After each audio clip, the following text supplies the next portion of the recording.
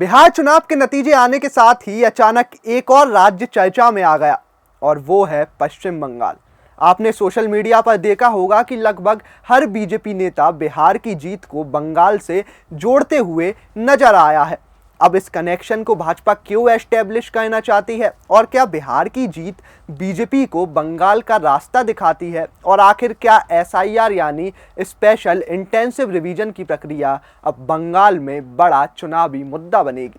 चलिए जानते हैं इसे। दरअसल 14 नवंबर को बिहार चुनाव के शुरुआती रुझानों में ही एनडीए बढ़त बनाती दिखी। उसी समय दोपहर 12:05 पर बीजेपी की पश्चिम बंगाल इकाई ने एक्स पर पोस्ट कर दिया और लिखा कि अब पश्चिम बंगाल यानी बिहार जीतते ही बंगाल की बातें शुरू। इसके बाद पीएम मोदी ने अपने भाषण में कहा कि बिहार ने बंगाल में बीजेपी की विजय का रास्ता भी बना दिया है। हम मिलकर पश्चिम बंगाल से जंगल राज को उखाड़ फेंकेंगे। फिर क्या, पीएम के इस बयान से ये साफ है कि बीजेपी अब बंगाल को अपना अगला बड़ा मिशन मान चुकी है। लेकिन सवाल है कि क्या बिहार और बंगाल की राजनीति एक जैसी है?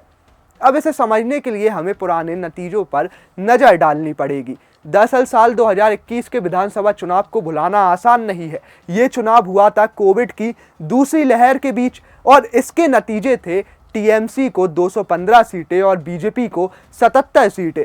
वोट परसेंट में भी टीएमसी को 48% और बीजेपी को 38% वोट मिले थे।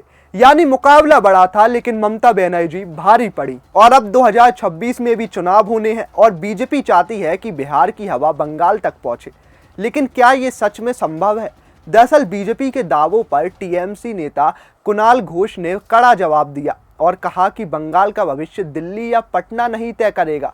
यहाँ जनता बीजेपी की बांटने वाली राजनीति को बार बार हराती आई है। साल 2026 में भी बीजेपी का वही हश्र होगा, नाकामी और अप्रासंगिकता।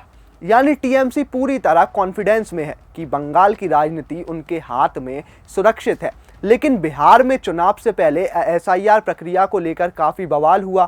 कांग्रेस सहित कई नेताओं ने आरोप लगाया कि मतदाताओं के नाम जानबूझकर सूची से हटाए गए। बिहार में एसआईआर के बाद 7.4 करोड़ से ज़्यादा वोटर दर्ज हुए और अब ये प्रक्रिया 9 राज्य और 3 केंद्र शासित प्रदेशों, जिनमें पश्चिम बंगाल भी शामिल है, उसमें भी चल रही है। विपक्ष से लेकर पहले ही सतर्क हो गया है। अखिलेश यादव ने एक्स पर लिखा कि बिहार में जो खेल एसआईआर ने किया वो बंगाल, तमिलनाडु और यूपी में नहीं होने देंगे। उन्होंने इसे चुनावी साजिश बताया और विपक्ष से एकजुट होने की अपील भी की।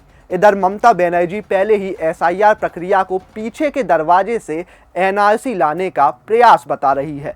यानी एसआईआर जो मूल रूप से वोटर लिस्ट अपडेट करने की प्रक्रिया है, लेकिन अब बंगाल की राजनीति में बड़ा मुद्दा बन गया है। दोनों बड़ी पार्टियां अपना अलग अलग नैरेटिव सेट करने में लगी हुई है। हालांकि भाजपा के नैरेटिव को देखें तो भाजपा का नैरेटिव कहीं ना कहीं सही है, क्योंकि बंगाल में जो होता आया है, खासकर एक मेजॉरिटी के साथ, एक ऐसी कम्युनिटी के साथ जो मेजॉरिटी में है, वो काफ़ी ज़्यादा निंदनीय है।